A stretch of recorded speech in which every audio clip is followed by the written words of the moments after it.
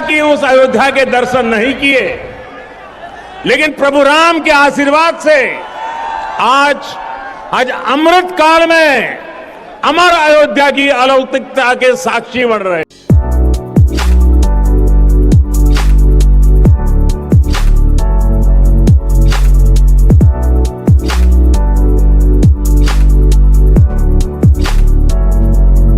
राम मंदिर का इनॉग्रेशन होने वाला है जनवरी में और एक मेगा इवेंट होगा जिसमें देश विदेश से लोग बुलाए जाएंगे, दूसरे कंट्रीज के भी लोग आएंगे, मौलाना भी आएंगे बहुत सारे, और जो पिटिशनर थे बाबरी मस्जिद की तरफ से वो भी आएंगे।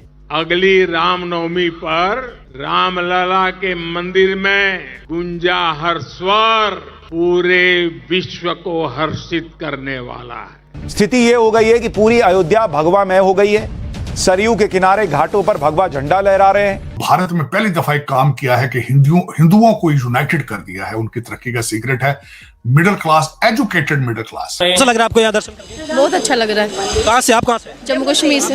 जम्मू से लग रहा है 22 जनवरी जो है वो दिवाली का त्योहार होने वाला है। हाँ, दिवाली मनाएंगे उस दिन हम पूरा जम्मू और कश्मीर।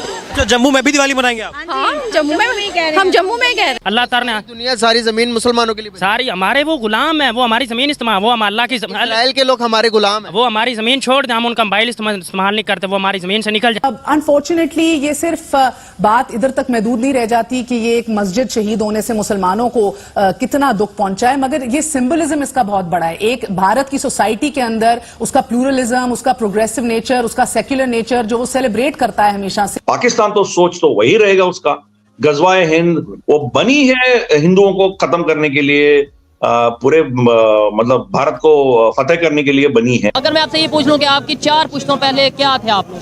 हम लोग सिख थे। मेरे नाम फादर प्रीतम सिंह थे। अच्छा सर, क्या राम मंदिर इतनी बड़ी चीज है जिसके लिए इतना भव्य स्वागत किया जाए? कई करोड़ रुपए का उसका इनॉग्रेशन का बजट है, इतनी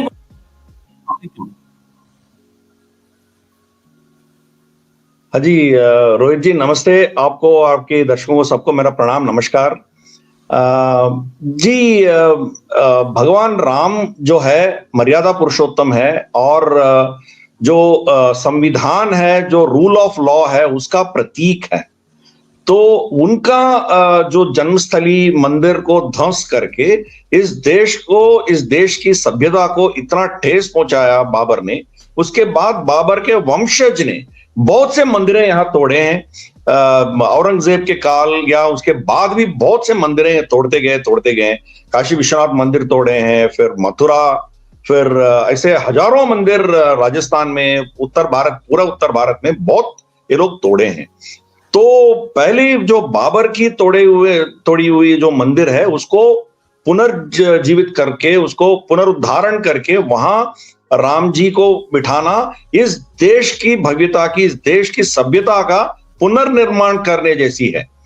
अब भगवान राम आप भगवान मानिए या राम क्या एक चक्रवर्ती मानिए या कोई क्या कहते हैं उसको आइडियलिस्टिक ह्यूमन बीइंग मानिए, जो भी है, but he is representing the value system of this country. इस देश का जो सिद्धांत मूल है उसका रिप्रेजेंट करता है।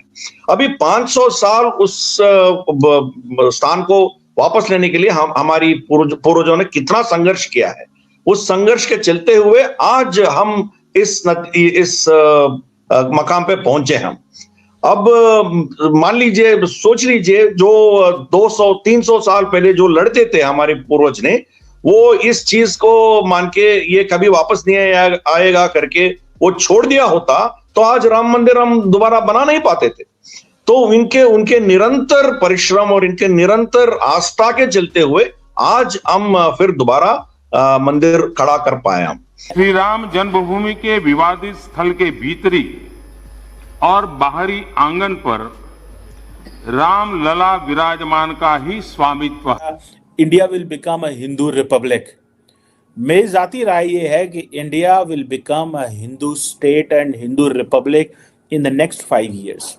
और प्राइम मिनिस्टर नरेंद्र मोदी उस डायरेक्शन में, नरेंद्र मोदी और उनकी पार्टी ने एक खास डायरेक्शन में मुल्क को लेके गया। पहले उन्होंने एक जो पॉलिटिकल स्टेबिलिटी थी इंडिया की as a party as a leader उन्होंने फायदा उठाया, फिर इकोनॉमिक जो टेक ऑफ कर रहा था उसका फायदा उठाया, और वो जो पॉलिटिकल स्टेबिलिटी और इकोनॉमिक टेक ऑफ का political stability and economic take off का फायदा उठाते हुए उन्होंने हर चीज जो है वो बदलने की अब कोशिश कर रहे हैं, प्लान कर रहे हैं, और वो कह रहे हैं ठीक है, आवाम कहती है ठीक है, एज लॉन्ग एज तरक्की हो रही है, एज लॉन्ग एज इकोनॉमी बदल रही है, एज लॉन्ग एज हम जो है हम इंटरनेशनली हमारा एक एक्सेप्टेंस है इंडिया की, तो ठीक है, फिर हम इस बात को मानने को तैयार हैं एक large section of the society कि जिस तरह भी नरेंद्र मोदी मुल्क को लेके चलें, that is what we believe.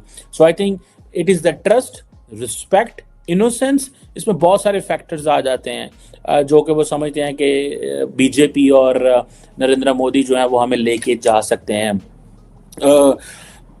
Opposition को देखें, वो परेशान है। फॉर एग्जांपल ये जो इंडिया अलायंस बना था, ठीक है, वो परेशान है। वो किस चीज की बात कर रहे हैं? Safeguarding democracy and the constitution. वो कह रहा है जी मोदी डेमोक्रेसी को तबाह कर देगा, कॉन्स्टिट्यूशन को रोज बदल रहा है। ये भी डर रहे हैं कि अगर नरेंद्र मोदी तीसरी दफा आ गया तो ये वो जो सेकुलर वैल्यूज हैं उनको भी लेके चले जाएंगे और India will become a Hindu Republic. मेरी जाती राय ये है कि India will become a Hindu state and Hindu Republic in the next 5 years। और प्राइम मिनिस्टर नरेंद्र मोदी उस डायरेक्शन में जा रहे हैं। अगर तीसरी दफा 15 साल इस पार्टी को मिले, देखें पहले 5 साल उनको सेटल होने में लग गए, अगले 5 साल उन्होंने एक जिसे कहते हैं ना कश्मीर का मसला, वो समझते हमने हल कर दिया। कश्मीर का मसला हमने हल कर दिया। This is what India thinks. Secondly India का ग्लोबल स्टेचर और बहुत सारी और चीजें जो उन्होंने की है। जो थर्ड थिंग जो चीज मैं समझता हूँ कि नेक्स्ट वो हिंदू रिपब्लिक। अभी तो उन्होंने भारत का ना, इंडिया नहीं भारत, वो जो सिर्फ भारत है ना, अब वो उधर डायरेक्शन लेके जाएंगे। ठीक है जी। अगेन मुसलमान जाहिल है सारे पूरी दुनिया के। तो हाँ, कितने को स्कॉलर्स हैं मुस्लिम्स में। सिंपल सी बात, सख्त बात कर रहे हैं आप। और सर मैं 100% सख्त कर रहा हूँ। हमारे दीन में है जहाद करो, उस जहाद को हम लोग पॉलिश कर करके इस तरह बयान करते हैं कि बस ठीक है, सारे काम छो, बम चुको तो नस पवो। अरे यार पहले आप खुद तो अपने आप को स्टेबल कर लो। पहले आप देखो ना, हमारे दीन में ये भी है कि इल्म हासिल करो। वो क्यों नहीं करते हम? माँ जब से पैदा होते हो वहां से लेके मरने तक आप इल्म हासिल करो, चाहे आपको चीन जाना पड़े वहां तक इल्म हासिल करो। उसको हम पॉलिश नहीं करते, एक जहाद को पॉलिश करी जाते हैं।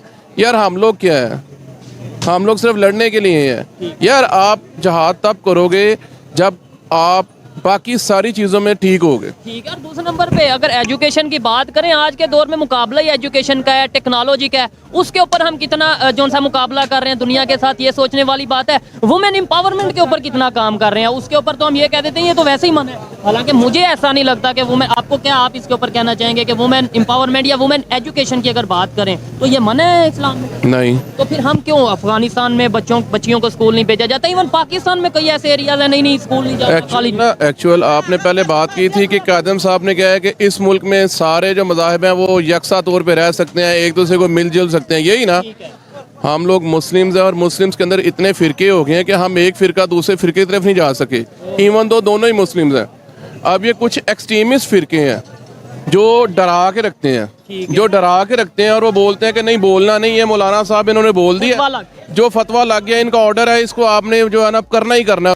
जय हिंद दोस्तों, जैसा आपने वीडियो में देखा कि अयोध्या का राम मंदिर जल्द ही बन करके तैयार हो जाएगा और अयोध्या के राम मंदिर का इनॉग्रेशन 22 जनवरी को नरेंद्र मोदी जी के द्वारा होगा। और इस इनॉग्रेशन में विश्व भर से महान संत और महान मौलवी और तमाम सेलिब्रिटी भी शामिल होंगे। वहीं दूसरी तरफ इस इनॉग्रेशन में बहुत ज्यादा पैसा खर्च हो रहा है, जिसे देख करके पाकिस्तानी मीडिया काफी ज्यादा शॉक्ड है। वहीं दूसरी तरफ पाकिस्तान में मातम भी है कि बाबरी मस्जिद शहीद करके राम मंदिर बनाया गया। वहीं दूसरी तरफ कुछ पाकिस्तानी मीडिया एंकर का यह भी कहना है कि अगर नरेंद्र मोदी की सरकार तीसरी बार आई तो नरेंद्र मोदी भारत को हिंदू राष्ट्र बना देंगे और सभी हिंदुओं का रीति रिवाज ही फॉलो होगा। और यह देख करके पाकिस्तानी मीडिया काफी ज्यादा शॉक्ड है कि अयोध्या में राम मंदिर का इनॉग्रेशन इतनी धूमधाम से हो रहा है और वहाँ पे काफी ज्यादा तरक्की भी होगी, जिसे देख करके पाकिस्तानी मीडिया के होश उड़ गए हैं। क्योंकि एक तरफ जहाँ पर पूरे विश्व भर में पाकिस्तान मुस्लिम उम्मा का अपने आप को सरदार बताता है और मुस्लिम उम्मा को हमेशा आगे रखता है, वहीं दूसरी तरफ इंडिया इंडिया हिंदुत्व को आगे रखता है और धीरे धीरे